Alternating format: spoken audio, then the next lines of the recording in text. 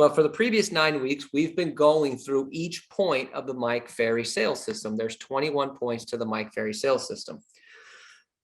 So we've been going through each point and writing down a number of notes in regards to that. So here we are now, we're up to point 10, which is negotiating. Right, so that's where we're at. So I have a list of thoughts here in regards to negotiating. We're going to go over those. As always, some of these you've probably heard before, and maybe this will be a good reminder. For some of you, you haven't heard this before, and there'll be some good points in there. For some of you, you're just hoping that I entertain you for the next 45 minutes while you eat your lunch. Whatever the case may be, my goal is to end at 1 o'clock with some sort of positive feedback. So there we go.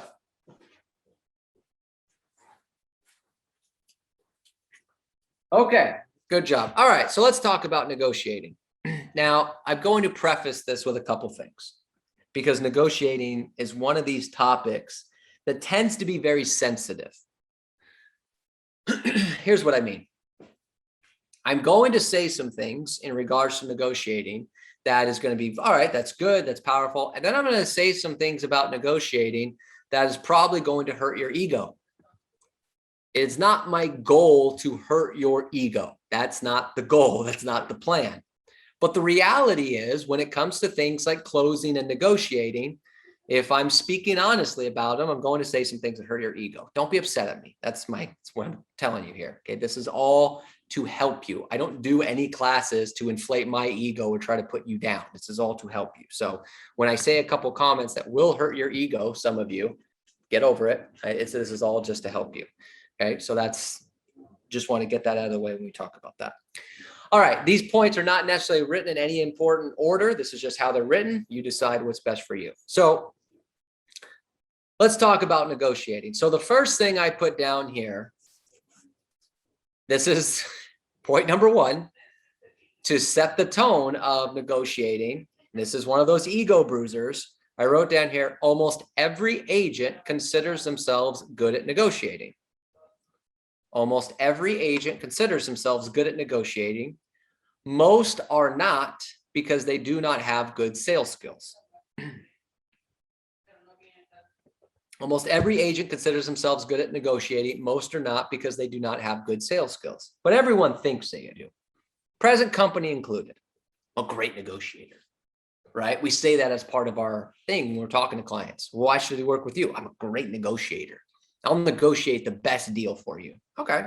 And some of you do a good job of negotiating the best deal for your client. Most people are not good negotiators because they don't have good sales skills. Show of hands. Be honest.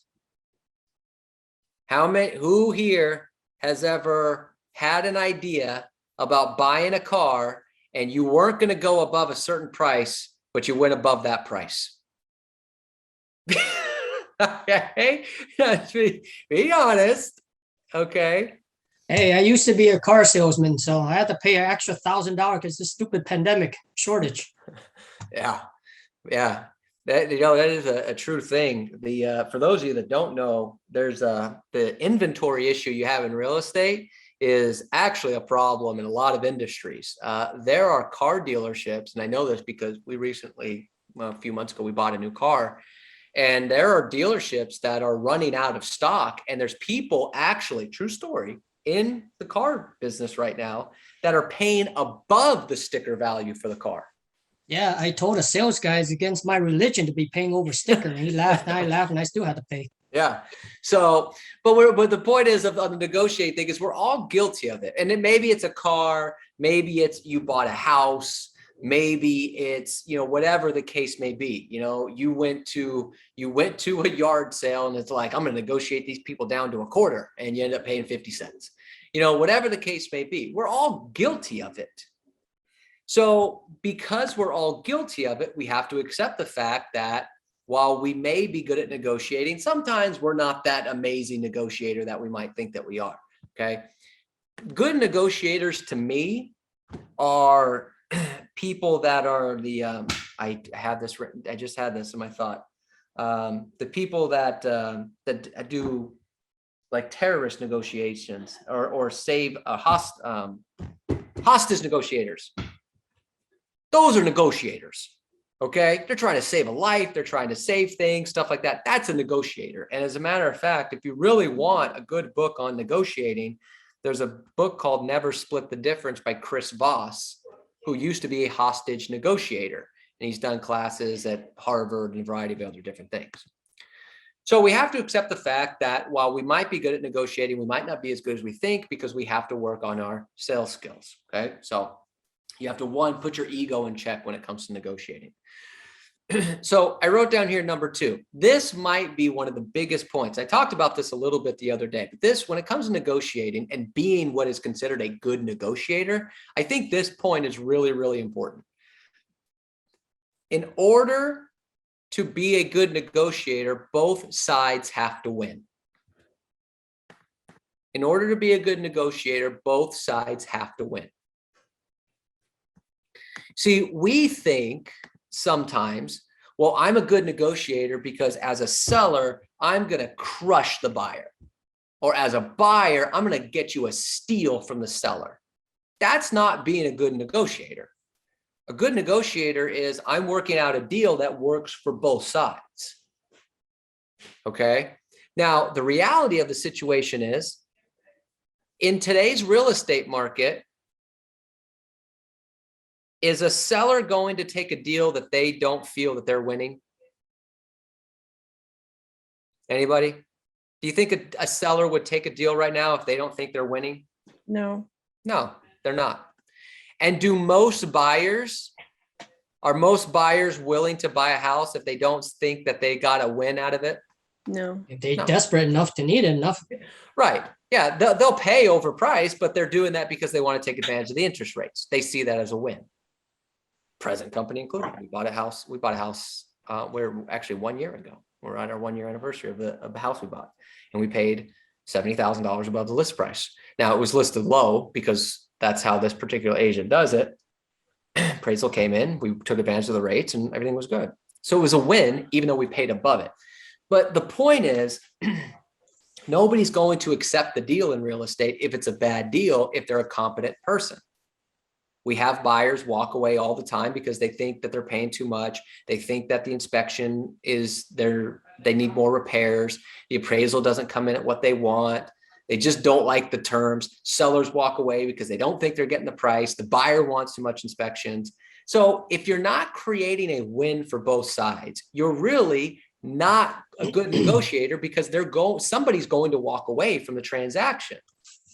So you have to switch the mindset from negotiating that, well, I get my sellers, we're going to crush the buyer, or as a buyer, I'm going to steal the property from the seller. That's not good negotiating. It's creating a win for both sides. And that's how you become a good negotiator. And that's how you get more deals closed.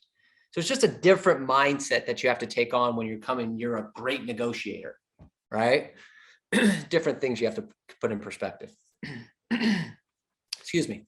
I wrote down here next, emotion and drama kills negotiating power. Emotion and drama kills negotiating power.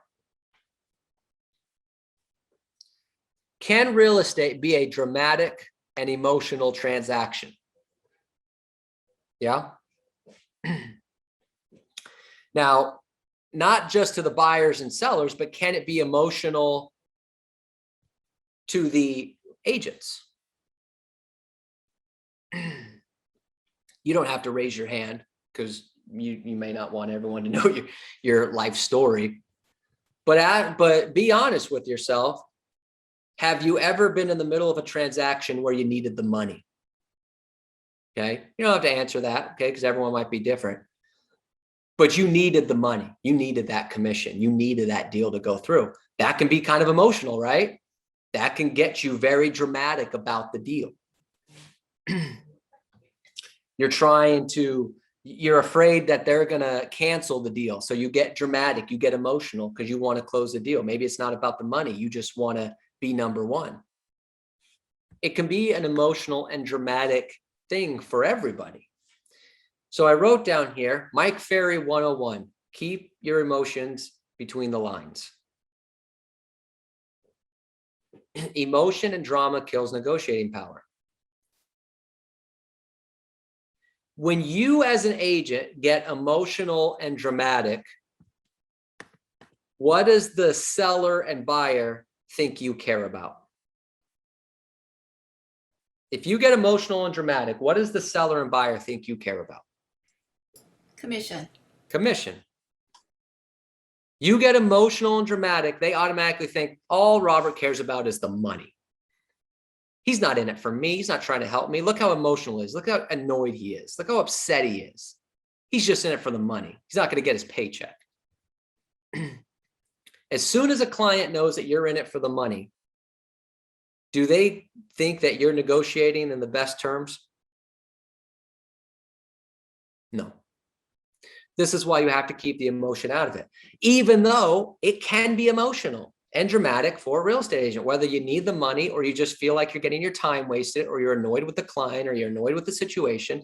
If you get emotional and dramatic, your negotiating power is done because they now know that all you care about is the money. And when all you care about is the money, you can't make a win-win situation. If I'm buying a house and I think all you care about is the money, as a buyer, I'm now thinking, am I even in the right house? This guy, this gal, they're pushing me to buy this house because they want the money. You're giving people second thoughts. So I wrote down here, control what you say to the client. Control what you say to the client. Now, I wrote down here next on that, one way to control what you say to the client is pause before you say anything or text anything or email anything. Anyone know who Mel Robbins is? Heard of Mel Robbins, speaker, author, attorney? She has a thing called the 5-second rule. Yes. Yes. Part of what she talks about is that, before you make an emotional response, take a deep breath, count to 5. She has the 5-second rule in a variety of different aspects of life. Some of you think the 5-second rule is just if something falls on the floor, you pick it up within 5 seconds, you can still eat it, right? Remember, we're kids and stuff like that. But she's got the 5-second rule as well, right? Well, before you make an emotional response, count to 5 because to clear your head a little bit, because sometimes our first initial reaction is not the best reaction. And now the emotion and the drama gets involved in a transaction, negotiating goes out the window. Control what you say to the client. Calm yourself down before you have that conversation. I wrote down here next on that same line, remember, you are not buying or selling the home. Remember, you are not buying or selling the home. The transaction is not about you, it's about them.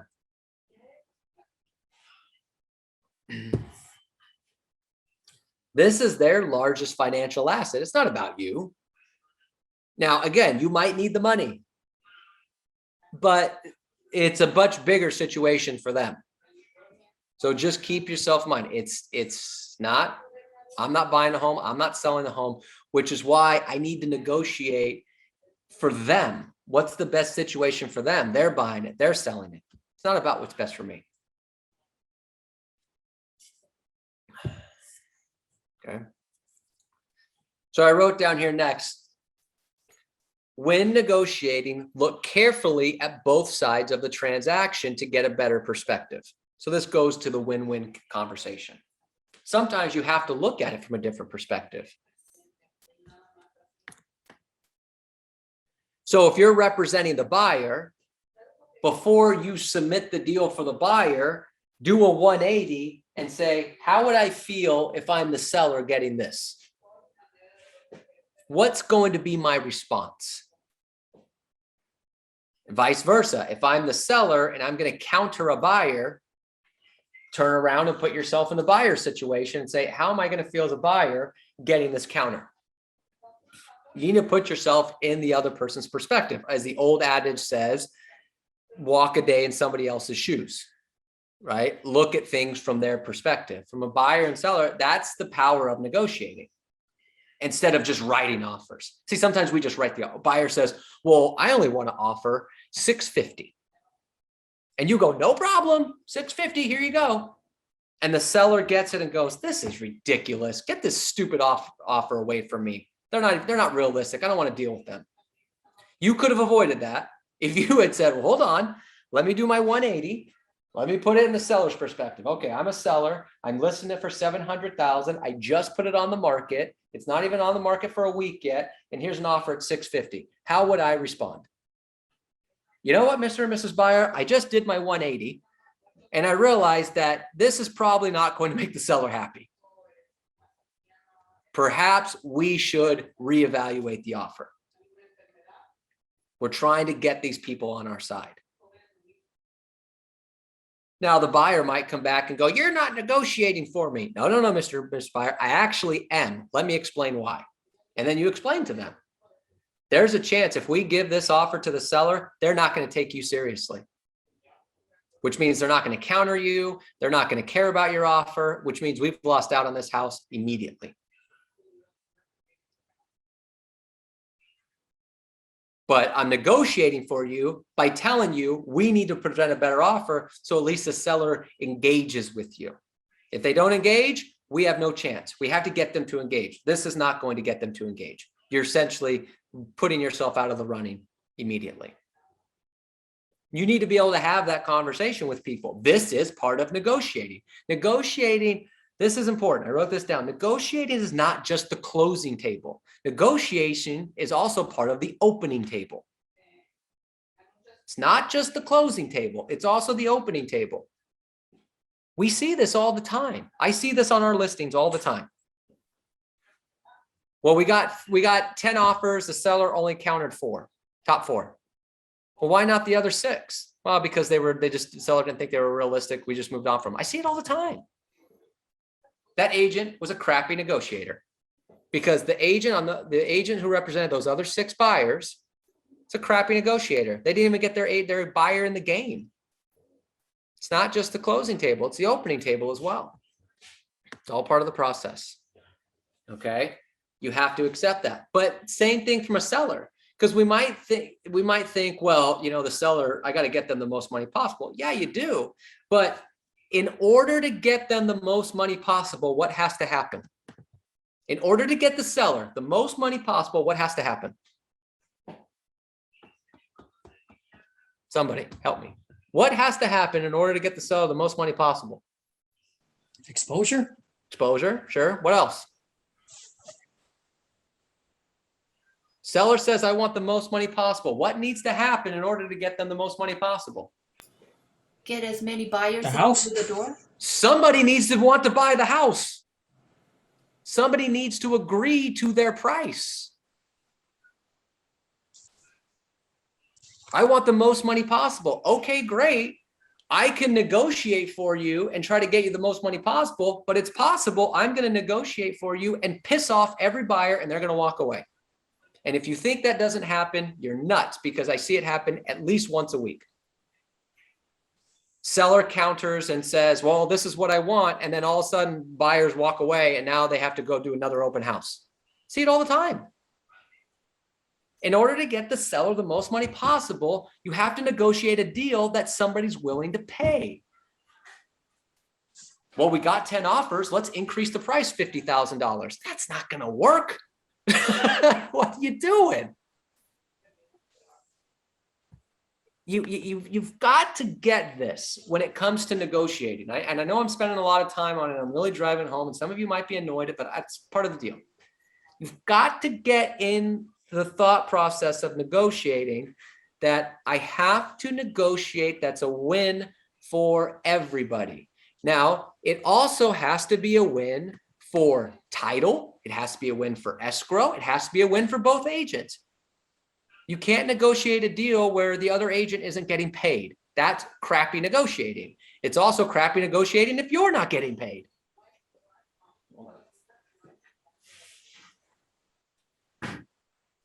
So you have to work out a deal that's for everyone. Well, I'm going to call the title company and see if they can waive their fees. So the title company doesn't get any money on this deal? That's not good negotiating. I'm going to see if this person can cut their fees, waive their fees. You've got to get through the process that if you want to be a good negotiator, it has to be a win for everybody. And the reality is it should be a win for everybody. Everyone's allowed to make money. Everyone's allowed to get what they want to accomplish. But you have to remember, for a seller, you can out negotiate yourself. You can over negotiate. That would then make you a poor negotiator. Okay. Very, very important part here when it comes to negotiating. So you have to look at it from all perspectives. All right, I wrote down here next. Don't be afraid to ask them to accept the transaction as it stands. What do you think we can do better? I think this is a pretty good deal. I think this is a pretty fair deal. Don't be afraid at some point to accept the transaction as it stands, which means sometimes, let me ask you a question. Is the first offer sometimes the best offer? Sometimes, yeah. Sometimes? Yes. Yeah, I agree. I think sometimes the first offer is the best offer, which means part of negotiating might go to seller. Mr. and Mrs. Seller, you said you wanted 750. We got an offer here, fully approved. I got their pre-approval letter, 770. You want to put it on the market for another week? You want to accept it? What do you think? I mean, we're getting exactly what you want. That might be the best offer you get. So don't be afraid to have those type of conversations with them. Hey, this is pretty good. Let's go for it. You talk to a buyer. Oh, we see this property. You know what? I don't know if we want to put an offer. Should we wait for more? Well, do you like this property? Yeah, we like this property. Okay, then let's put in an offer. Even though you've only seen one property, this might be the one. Let's go for it. Let's get it. Don't be afraid. The first offer, the first house, it might be the one. Now, it might not be. You have to, you know the market, you know what's available, you know what's realistic. So it might not be, but sometimes it is. Okay. We sometimes overthink the negotiating because we think that if we sell it too fast, they're going to think we gave the home away. That happens sometimes. Well, gosh, if I only get them one offer, then, when we sell it in 3 days, some people are going to think I gave the home away. That's not necessarily true. That's not necessarily true. How do I know? Well, let's say this. I want you to think of the value of the place that you live, or if you don't own a place, the value of your car. Okay. If you don't own a place or a car, the value of your bicycle. Okay. Something that you have in your possession. And then I want you to think of somebody who came to you and was willing to give you 50% more than what it's worth. So you have a house that's worth $1 million. Someone came to you and said, I'll give you $1.5 million for it. Would you say, you know what? Let me think about this. Maybe I'll go put it on the market for a little bit. Or would you say, sure, you got $1.5 million cash, let's go. You would take the first offer. Because your home is not worth that. Your car is not worth that. Your bicycle or whatever it is you're selling is not worth that money. So you'd be like, here you go, dude. See you later. I'll sign the deed right now. So sometimes the first offer can be the best offer. All right, I wrote down here next, when it comes to negotiating, both agents should have the same goal in mind, which is a signed contract to find out, which is a signed contract. Both agents should have the same goal in mind, which is a signed contract. To find out if the goal is the same, ask all parties a lot of questions. See, I'm talking about when you're negotiating, you have to get a win-win situation. You need to find out if the other agent on the other side also wants a win-win situation. Because if they don't want a win-win situation, they're going to make your life hell. Who here has ever been involved in a transaction where the other agent was not trying to make a win-win? Just me. I'm the only one that's, wow, good for all of you. You've all worked with agents that just try to win, that are cooperative, and they want your client to win just as much. Wow, all right, good for you. So I'm the only one. Okay, I got Lynn, I got Donna, I got a couple people. Maybe I just only have a couple people paying attention. That's not surprising. So you have to ask questions of the other agent to make sure that they're in a win-win mode too. Otherwise, what happens is that you're a seller, you're representing the seller, and you take the highest offer. Take the highest offer. What's the highest offer? Of course, it's the best offer. And then the inspection comes in and the agent's telling their buyer, oh, ask for everything. Ask for all of it. Don't back down. Ask for all of it. Oh, the appraisal contingency, we're going to try to get that lowered. We're going to fight this. We're going to fight that. And you're sitting there going, whoa, I just had the highest offer, but they're not looking for a win-win situation. They're looking to steal the property. And now I have a problem. Now, I'm not saying every high offers, that's the case. Some of the high offers are wonderful. They go very smoothly and it's just people want the property. But you have to make sure when you're talking with the other agents, both as the representing the buyer or the seller, are they in for a win-win? Some of the listing agents are not in for a win-win, are they? Representing a buyer, you trying to submit an offer, and they're not trying to do a win-win situation. So your buyer is going to get screwed on that deal and they're not going to be happy. All right. So make sure you're asking questions of the other agent. They have to be in it together. You have to work with the same goal in mind. Otherwise, it's going to be a disaster for you and the other agent and all parties involved. And most importantly, the buyer and seller, because that's what it's about. So you're going to have two agents bickering off a property that neither one of them are involved in. That's not good. No bueno. All right. Good job. Good job. Good job. I wrote down here, you're not going to win every transaction that you're involved in. That's called life.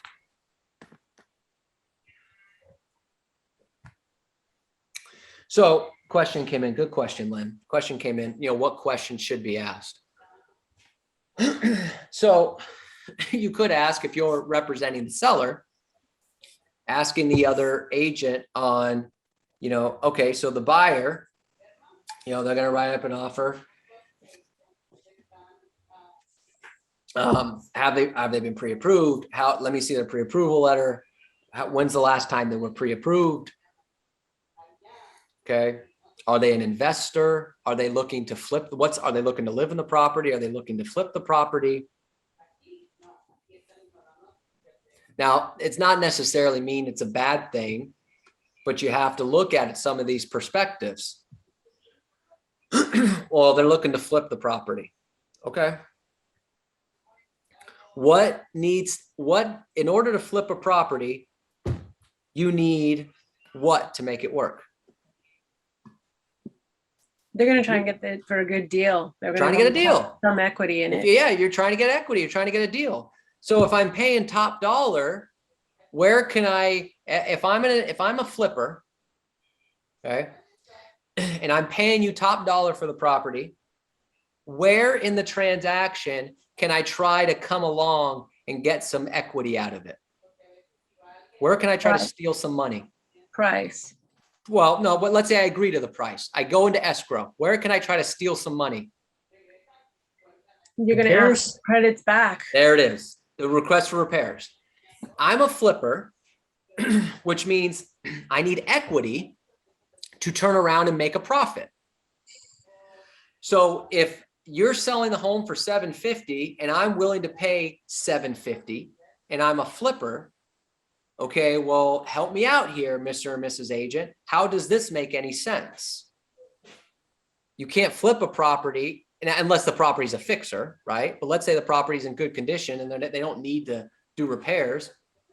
I have to then think about, well, where are they going to get the money? Where are they going to get the profit? Oh, when the inspection comes back and they ask for $50,000 in repairs. So now they get a $50,000 repair. I have to give them 50 grand. So now they're walking into the property with $50,000 in equity. That gives them the opportunity to maybe spruce a few things up, depending on the market, maybe sell it for, a little bit of a profit. So I need to ask certain types of questions. Are they an investor? Are they going to rent it out? Are they going to flip it? Are they going to live in it? What's the deal? Why are they buying? These could be questions that I'm asking the agent. How many properties have you shown them? How many offers have they written? Well, why is that important? Well, if they say, well, we've shown them 25 properties and they haven't written any offers, or we've written 20 offers and we haven't closed on any properties yet. I'm like, well, why not? There's a problem here. Hey, Robert, I got a question. Yes. What if you're asked, can you ask them that if they're written any other offers that's open right now? Meaning that that buyer may be written, an offer for your property and then they're also writing for another property, which they can do, right? So yes, they can At do. the same time? I don't know the rules, but I do know when we bought our house in November of last year, that was a question that the agent asked us. And the listing agent of that property is like a $500,000 agent. So they're a decent agent. That was one of the conditions, was that I don't have any other offers out on any other properties. So I don't know if that's the rule, but it was asked of me. So I imagine you could. So Okay. yeah, so you can ask, but that's, again, it's a great question. Do you have any other offers out on any other properties? Those are questions you can ask. Things along those lines. If you're a buyer, you're asking the listing agent, what is the seller looking for? What is the seller looking for? Well, I'll tell you right now, they're looking for the highest price. You're going to waive the appraisal contingency, waive the inspection contingency. You're going to have to waive. Do that and house is yours. Thanks. Highest offer with waiving everything. Well, that sounds like a win. Okay. Can I ask you another question? Yeah. So say we're in a multiple situation and is it a good idea to tell them what the highest offer is and let the other person see if they want to come up, or keep it like, secret saying, offer your highest and best? What is your take and what's your advice? My advice typically on that is just to tell everyone to give them their highest and best. Okay. Because I never know how high some people are going to go.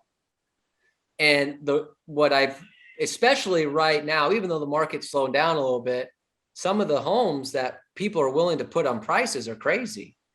And so here's an example. So we've been negotiating some stuff for our offices in terms of, the printer leases are coming up, things like that. We moved 2 offices, so we had to but we had to get some quotes from multiple movers, things like that.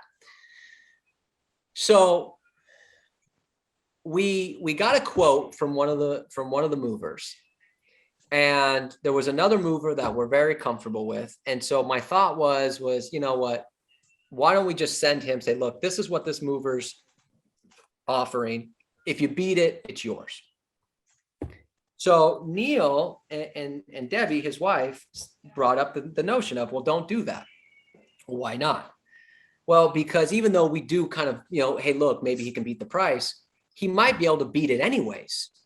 So we're saying, hey, look, all you have to beat is $29,000. So he might come in at 27, he gets the deal. But if we hadn't even told him the price, what if he had come in at 25? So we could have gotten it paid for 25, but he looked at it as, well, Christ, all I have to beat is 29. I'll charge 27, which is 2,000 more than I would have gotten.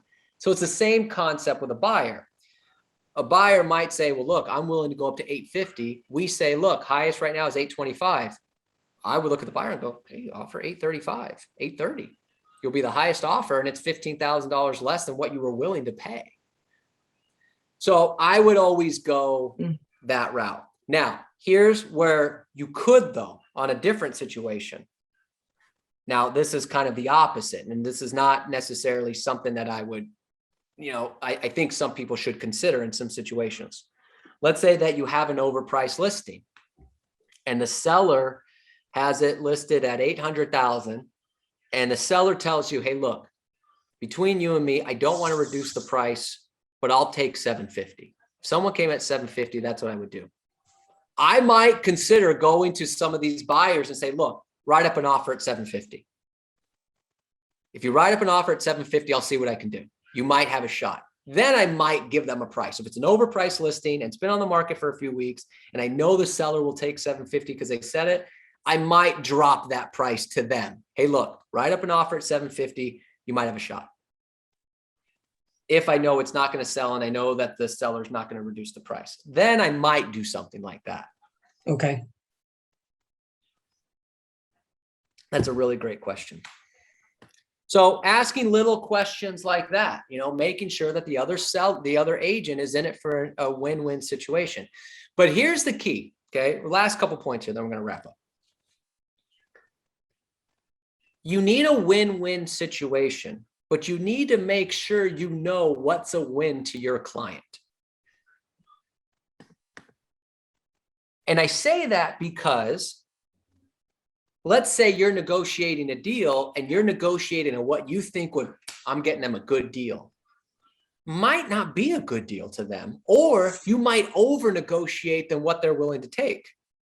So we mentioned earlier, I think it was Chris mentioned, the buyer might be willing to pay more because they're desperate. They want the house, so on and so forth.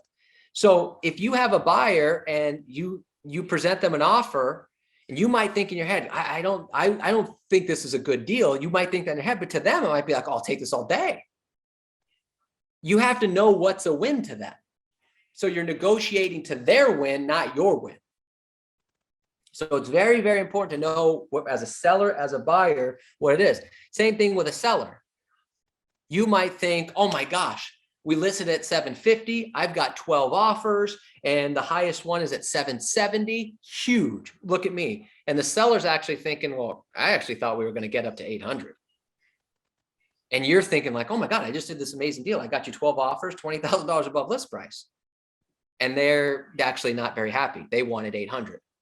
So you have to make sure you know what a win is to the client. So you're negotiating to their win, not your win. Yeah. Robert. Yes. Yeah, I just want to tell you. So what do you think about what Mike Ferry said when, like I said, we have all these offers and people asking for advice. He always said that we're supposed to stay away, away and let the buyer and seller, get the best. So basically our opinion can be in the way, don't you think?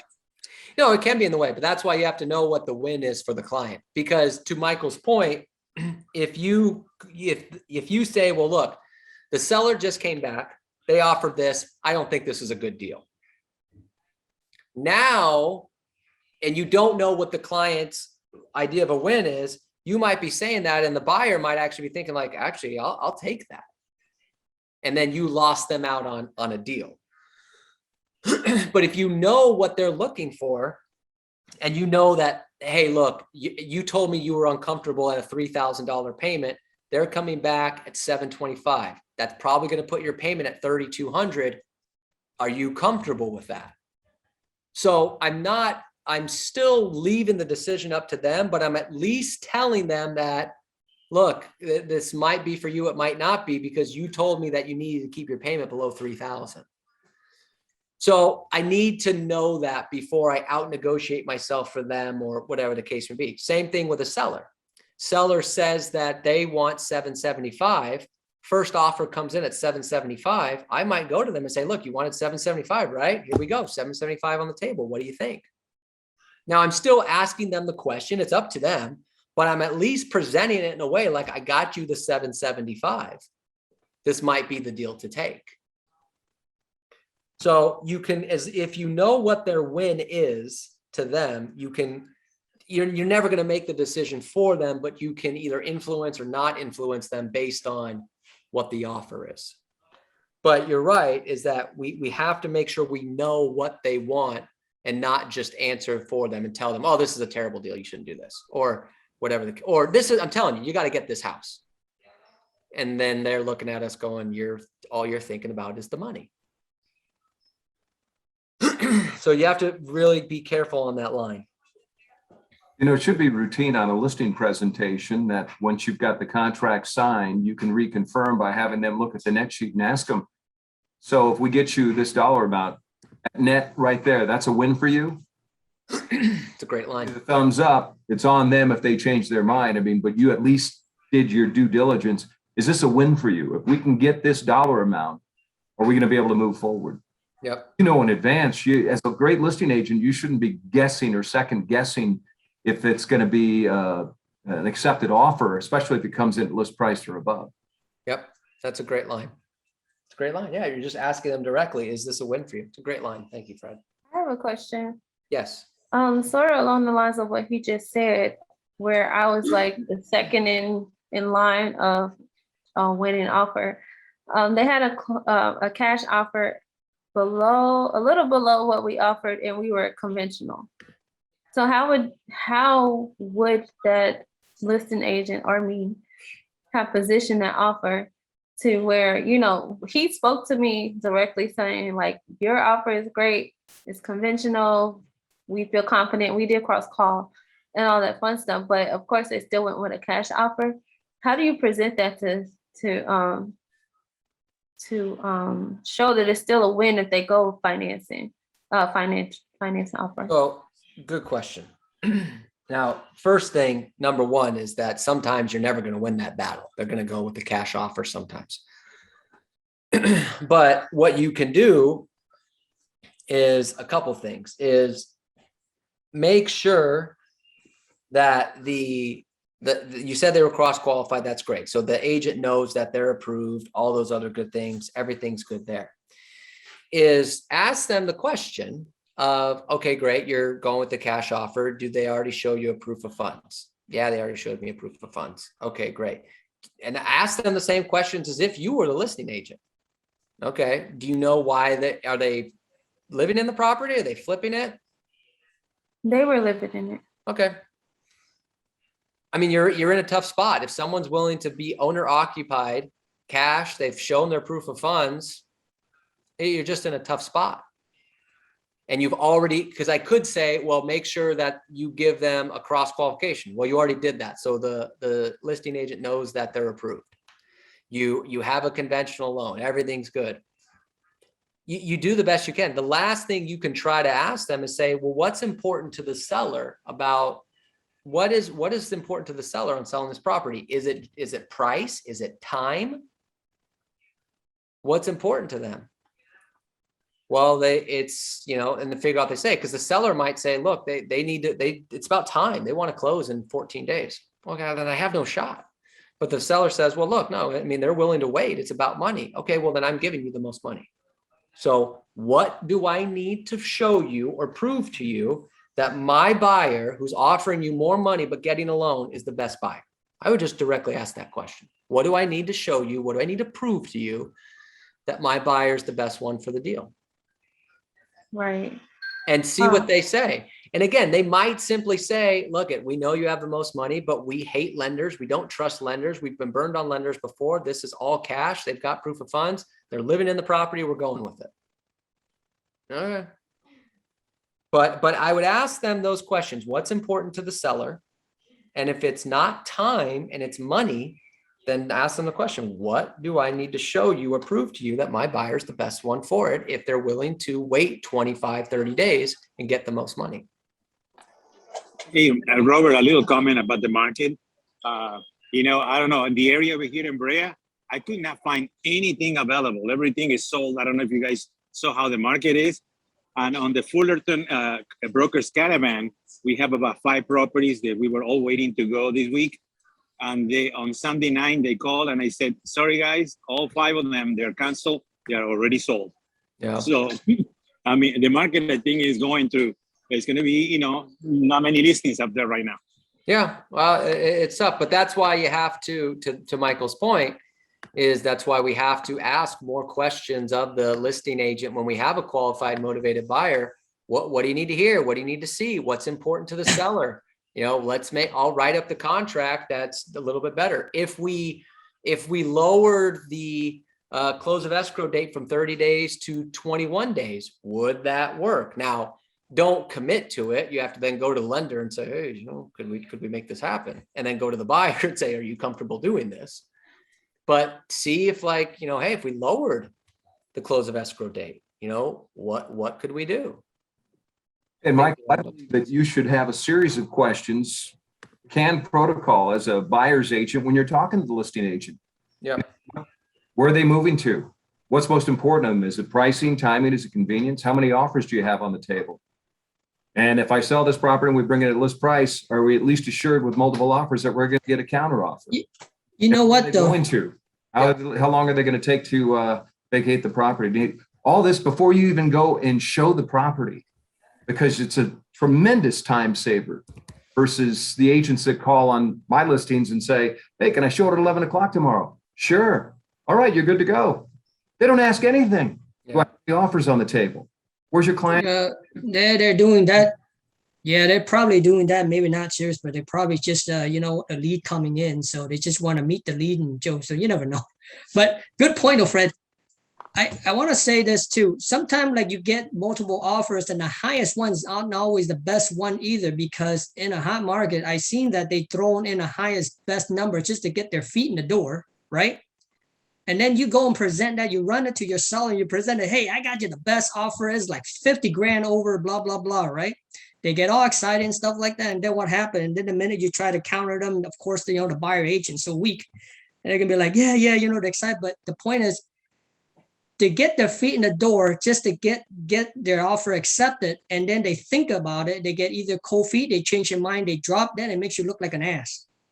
Well, You yeah, gotta vet every offer. yeah, You should and vet So- every offer and every agent before you even present it to your seller. so That's critical. yeah, in this so that's why marketplace. a couple things on that. So that's why one, you ask some additional questions we talk about. But here's the other can. thing that you have to hold on. Here's the other thing that you have to consider on that exact situation is you have to be honest with yourself of, is the property going to appraise? Well, hold on. Of course, you ask yourself that question. That's why when you do the CMA, you know that parameter where it's safe, and if it's over, then you know you're gonna have to throw in that appraisal contingency removal. But what I'm saying is that even if you talk to the buyer agent, they're so weak that they're gonna be like, oh yeah, oh they're serious, even though they're not. You know what I That's mean? fine. That's fine. So Sometimes if that happens and you ask all the right questions and the buyer agent says all the right things and they waive the appraisal contingency Well- and do all those other things, sometimes the You're gonna best take a way hit. to do I got a is- question. Armin, Yo, Well, it's question. more of an agreement. I agree with Fred. I asked all those questions because it's not too hard to weed these people out. That's true. true. It's not, especially when you get an agent that's lying, you can almost always tell. Because Yeah. most times you got if you have an agent, you can tell if they're experienced or not experienced. And you generally will go with an experienced agent versus an agent that you're really not feeling comfortable with. So I agree with Fred that you ask those questions, and I think a high percentage of the times you can weed out those people. Yeah. Right. I But you agree. still got to So- present, so to right? answer, So I agree. So let me answer this question here. So Linda put, what do you mean vet every agent before you present the offer to the seller? It's the same thing of just asking the questions of, what's their purpose for buying? Are they going all cash? Are they getting financing? What if the property doesn't appraise? All these other different things, if they're going really high above the list price, because to Chris's point, some buyers will do that. Let's get our foot in the door. Let's get it in. We're going to buy the highest offer. And then if the appraisal doesn't come in, we'll renegotiate. When the inspection comes in, we'll renegotiate. Happens all or the they put in multiple offer with different properties at a higher price and see which one bites. time. Sure. Now you can go back to your seller and say, give them a heads up that, hey, this is the highest one, but I'm not sure if they're gonna be sticking or whatever, but at least you give them that expectation. So if it does goes out, of course, you're gonna have some backups in there. You know what I mean? Right. Yeah. So you So- just, and then you present to the seller, hey, look, I asked the agent these questions. This was their answer. Based on these answers and this offer, what would you like to do? That's And- good. Because Let's squeeze them. Let's test them out how serious they are. because the seller might say, I don't give a shit that they're going $50,000 above list price and they have multiple offers and it might not appraise and they're not waiving this. I don't care. For that much money, let's try it. See, and that's where you as the Okay. expert comes in.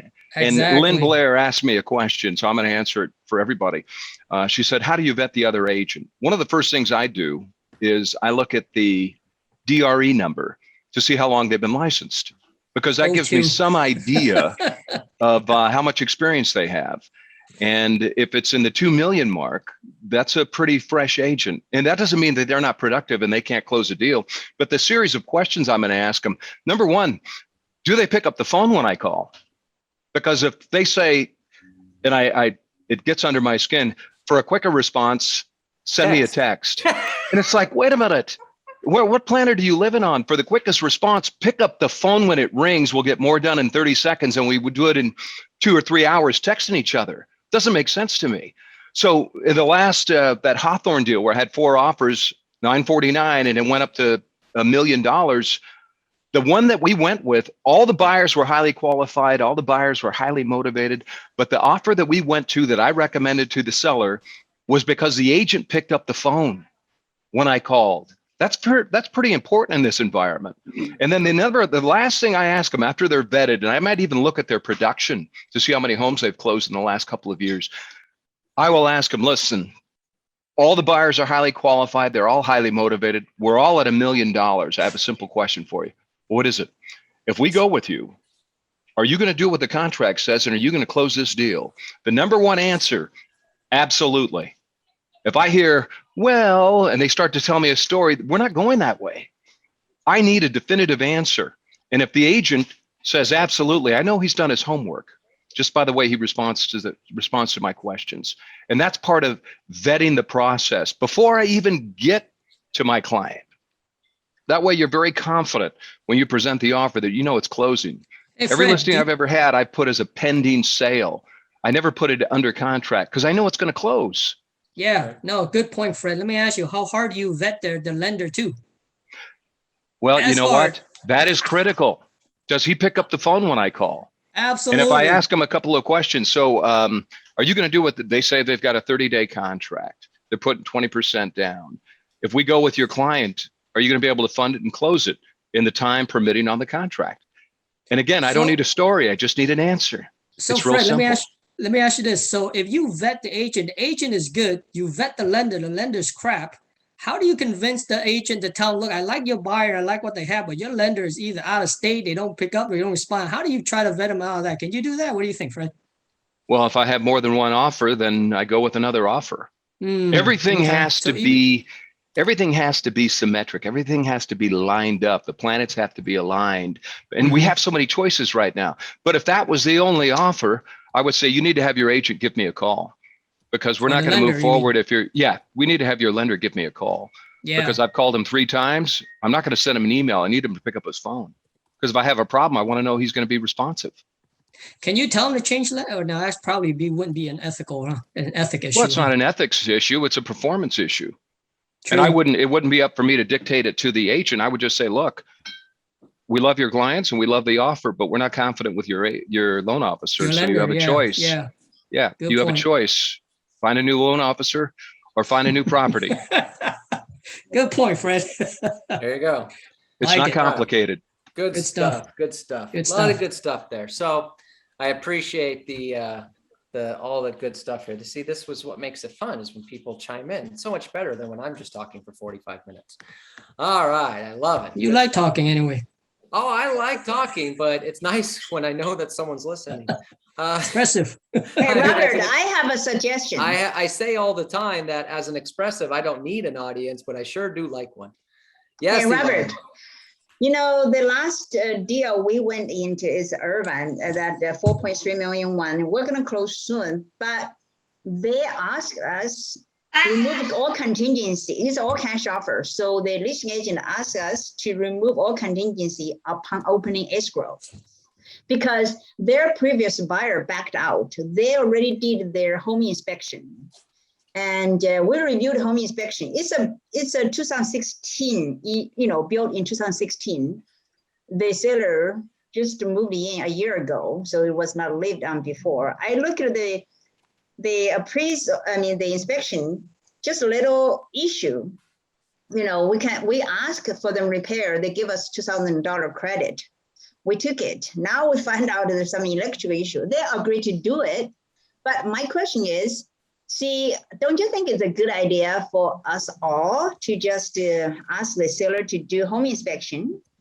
Melinda have this idea before they give us, but we will just do home inspection and give the buyer the inspection report, ask them to remove all contingency.